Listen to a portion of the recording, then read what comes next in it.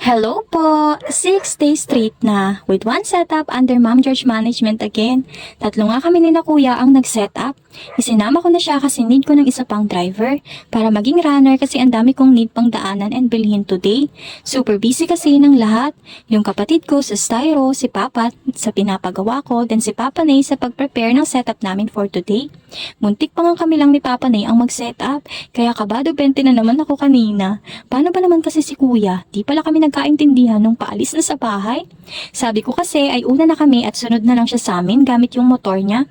Nung nasa kanto na nga kami banda ay bigla na lang siyang nawala. Aba, umuwi pala. Akala niya ay di na daw siya kasama. Ay naku, kaya ayun, todo tawag ako habang nasa biyahe kami papuntang venue. Kasi hinala ko talaga ay umuwi na nga talaga siya. Nung nasa venue na kami, doon niya palang nasagot ang call.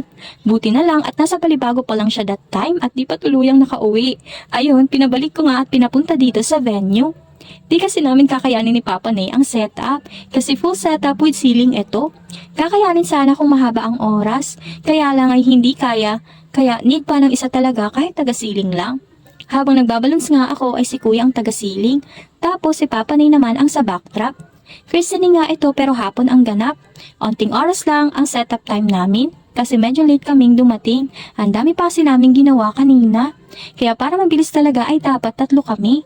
And ayun, successful naman. Salamat talaga at di pa nakauwi si Kuya. And here's a final look na po. And by the way, we are here at High Tea Sanctuary by Cocotel, located at Calzadang Bayo, Porac. Nahuli ko nang nasabi tuloy. But anyways, ayun lang po. And hanggang dito na lang. Thank you po and bye-bye!